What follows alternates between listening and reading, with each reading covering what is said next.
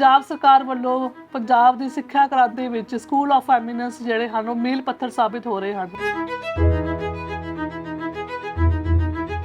School of eminence जिहड़े हन निजी स्कूलों का मुकाबला करते हैं, जिस विच इंफ्रास्ट्रक्चर बहुत ही वधिया है। आधुनिक इक्विपमेंट्स नाल जिहड़ियां लैस लैब्स हैं, स्मार्ट क्लासरूम्स हैं, इंटरैक्टिव पैनल्स हैं, प्लेग्राउंड्स हैं। मेरे स्कूल ਦੇ ਵਿੱਚ ਬੱਚਿਆਂ ਨੂੰ ਪੜ੍ਹਾਉਣ ਦੇ ਲਈ ਅਤੇ ਉਹਨਾਂ ਦੇ ਹੋਰ ਵਧੇਰੇ ਵਿਕਾਸ ਦੇ ਲਈ ਬਹੁਤ ਸਾਰੇ ਸਾਧਨ ਉਪਲਬਧ ਹਨ। ਸਾਡੇ ਸਕੂਲ ਵਿੱਚ ਜੋ ਕੰਪਿਊਟਰ ਲੈਬ ਹੈ ਉਸ ਵਿੱਚ ਕੰਪਿਊਟਰ ਹਨ, ਉਹਨਾਂ ਤੋਂ ਅਸੀਂ ਇੰਟਰਨੈਟ ਰਾਹੀਂ ਕਈ ਤਰ੍ਹਾਂ ਦੇ ਕੁਐਸਚਨ ਜੋ ਸਾਨੂੰ ਨਹੀਂ ਆਉਂਦੇ ਹਨ ਉਹਨਾਂ ਤੋਂ ਸਰਚ ਕਰਕੇ ਅਸੀਂ ਪੁੱਛ ਸਕਦੇ ਹਾਂ। ਕਲਚਰਲ ਐਕਟੀਵਿਟੀਜ਼ ਦੇ ਵਿੱਚ ਸਾਡਾ ਸਕੂਲ ਪਹਿਲੀ ਪੋਜੀਸ਼ਨ ਤੇ ਆਇਆ ਨੈਸ਼ਨਲ ਲੈਵਲ ਤੇ ਅਤੇ ਹੋਰ ਵੀ ਬਹੁਤ ਸਾਰੇ ਵਿਕਾਸ ਕਰ ਰਿਹਾ ਹੈ। ਜੋ ਸਾਡੇ ਟੀਚਰ ਹਨ ਉਹ ਸਾਨੂੰ ਕਈ ਤਰ੍ਹਾਂ ਦੀ ਵਧੀਆ ਪੜ੍ਹਾਈ ਦਿੰਦੇ ਹਨ ਅਤੇ ਸਾਨੂੰ ਬਾਹਰਲੇ ਟੂਰ ਵੀ ਦੇ ਕੇ ਜਾਂਦੇ ਹਨ। ਹੁਣ ਅਸੀਂ ਸਕੂਲ ਆਫ ਐਮੀਨੈਂਸ ਸ਼ੁਰੂ ਕੀਤਾ। ਇਹਦਾ ਮਤਲਬ ਕੀ ਹੈ? ਜਿਹੜਾ ਬੱਚਾ ਖੇਡਾਂ ਵੱਲ ਜਾਣਾ ਚਾਹੁੰਦਾ ਹੈ ਉਹਨੂੰ 8ਵੀਂ 9ਵੀਂ ਤੋਂ ਹੀ ਖੇਡਾਂ ਵੱਲ ਲੈ ਕੇ ਜਾਓ। ਜਿਹੜਾ ਸਾਇੰਸ ਵੱਲ ਜਾਣਾ ਚਾਹੁੰਦਾ ਉਹਨੂੰ ਸਾਇੰਸ ਵੱਲ ਲੈ ਕੇ ਜਾਓ। ਜਿਹੜਾ ਇਕਨੋਮਿਕਸ ਵੱਲ ਜਾਣਾ ਚਾਹੁੰਦਾ ਉਹਨੂੰ ਇਕਨੋਮਿਕਸ ਵੱਲ ਲੈ ਕੇ ਜਾਓ, ਤਾਂ ਕਿ ਜਦੋਂ ਤੱਕ ਉਹ ਕਾਲਜ ਜਾਂ ਯੂਨੀਵਰਸਿਟੀ ਪਹੁੰਚੇ पूरा तैयार हो गए हो कि मैं जिंदगी च आ करना। बस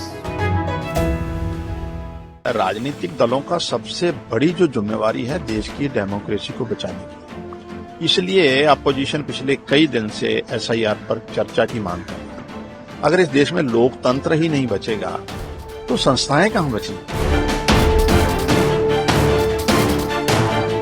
वोट सूची से वोटर गायब हो रहा है, उस पर चर्चा होनी लाजमी है। भारत सरकार को इसको प्रायोरिटी देना चाहिए।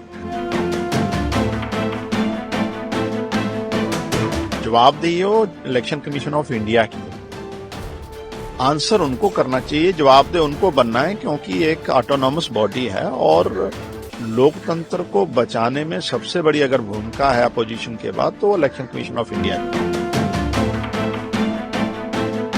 सच्चाई है वो बाहर रखनी चाहिए और अपनी क्रेडिबिलिटी बहाल करनी चाहिए। इसमें कोई दो राय नहीं है, शिवांशु शुक्ला देश के लिए प्राउड है, हमारे लिए बड़े सम्मानजनक है। लेकिन राजनीतिक दलों का सबसे बड़ी जो जिम्मेवारी है देश की डेमोक्रेसी को बचाने की, इसलिए अपोजिशन पिछले कई दिन से SIR पर चर्चा की मांग कर रहा है। अगर इस देश में लोकतंत्र ही नहीं बचेगा तो संस्थाएं कहां बचेंगी। तो डेफिनेटली हम उनका तो सत्कार करते हैं और उन्होंने जो अचीवमेंट किया देश का गौरव बढ़ा है, लेकिन आज जिस तरीके से वोट सूची से वोटर गायब हो रहा है उस पर चर्चा होनी लाजमी है। भारत सरकार को इसको प्रायोरिटी देना चाहिए। सर, लगातार SIR को लेके प्रोटेस्ट लगातार अपोजिशन कर रहा है। राहुल गांधी ने भी कहा कि जो भी वोट चोरी कर रहा है तो वो सीधा भारत माता पे अटैक है। उधर दूसरी तरफ इलेक्शन कमीशन का क्या साफ कहना है कि आप सबूत दीजिए, आप अगर सबूत नहीं देंगे तो देश से माफी मांगे। तो मुझे लगता है इस पे जो जवाबदेही हो इलेक्शन कमीशन ऑफ इंडिया की है, आंसर उनको करना चाहिए, जवाबदेह उनको बनना है, क्योंकि एक ऑटोनॉमस बॉडी है और लोकतंत्र को बचाने में सबसे बड़ी अगर भूमिका है अपोजिशन के बाद तो इलेक्शन कमीशन ऑफ इंडिया की। अगर वो पार्टी बन जाएगा या राजनीतिक पार्टी के इशारों पे काम करेगा तो लोकतंत्र नहीं बचेगा।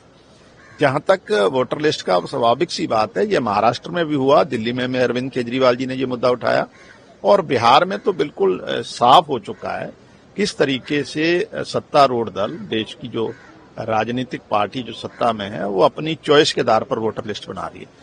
तो इलेक्शन कमीशन ऑफ इंडिया को अब अपनी जो सच्चाई है वो बाहर रखनी चाहिए और अपनी क्रेडिबिलिटी बहाल करनी चाहिए।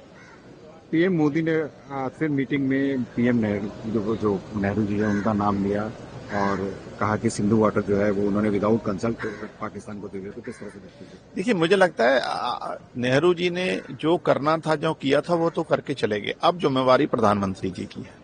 अगर सिंधु वाटर ट्रीटी गलत हुई है तो अब इनको कैंसिल करके और वो पानी भारत के देश के अलग अलग सूबों को देने के बारे में विचार भी करना चाहिए, योजना बनानी चाहिए। नेहरू को गालियां देने से देश आगे नहीं बढ़ेगा। देश तो जो मौजूदा सरकार है उसका विजन क्या है उस पर डिपेंड करता है। भाई, ये तो इलेक्शन कमीशन ने खुद चिल्ला चिल्ला के कहा कि ये 22 लाख वोट जो बिहार में है ये मर चुके हैं, इसलिए हमने काटा इसका। और पूछा गया कि क्या ये 6 महीने में 22 लाख लोग मरे, तो उन्होंने कहा नहीं साहब, ये पिछले 20 साल में 22 लाख लोग मरे। तो इसका मतलब पिछले 20 साल से आप बिहार में मरे हुए लोगों का नाम सूची में रख के और आप चुनाव करा रहे थे। एक बात। दूसरी बात यह है कि जो चुनावी भ्रष्टाचार पकड़ा जा रहा है उसके सारे प्रमाण दिए जा रहे हैं। हमने दिल्ली के अंदर दिया कि भाई केंद्रीय मंत्रियों के घर में 33 वोट बने हैं, 22 वोट, 15 वोट, सांसदों के घर में किसी पते पे ना हो फिर भी 50 वोट बने। तो ये सब कुछ दिया था, उस पर आपने कोई कार्रवाई नहीं की। यही शिकायत महाराष्ट्र की आई, कर्नाटक की आई, हरियाणा की आई। तो जिन जिन राज्यों में शिकायत है उसके खिलाफ कार्रवाई करनी चाहिए। अब आप अगर ये सोचते हैं कि आप जैसे चाहेंगे वैसे चुनाव आयोग चलाएंगे और क्योंकि आपके ऊपर मोदी जी का हाथ है और भारतीय जनता पार्टी का हाथ है तो आप इस देश में कुछ भी कर लेंगे, तो ये तो ठीक नहीं है। देखिए, इस पे सारे विपक्षी दल एकजुट होकर एक ही बात कह रहे हैं कि जितने भी मामले अब तक आए हैं उसकी आप सघनता से, गहनता से जांच कराइए और जांच करा के जिन लोगों ने ये सब घपला घोटाला किया उन पे कार्रवाई कीजिए।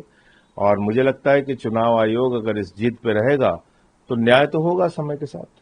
आज इंडिया ब्लॉक की एक बैठक है, क्या उपराष्ट्रपति के उम्मीदवार का चुनाव हो सकता है? आम आदमी पार्टी कई बार स्पष्ट कर चुकी है कि हम इंडिया ब्लॉक का हिस्सा नहीं है, हम इंडिया गठबंधन का हिस्सा नहीं है। कुछ मुद्दों पे जैसे SIR का मुद्दा है, विपक्षी दलों के साथ हम लोग खड़े हैं। तो जो ऐसे नेशनल इंटरेस्ट के मुद्दे होंगे, जनता के इंटरेस्ट के मुद्दे होंगे, उसके हिसाब से रणनीति बनाएंगे।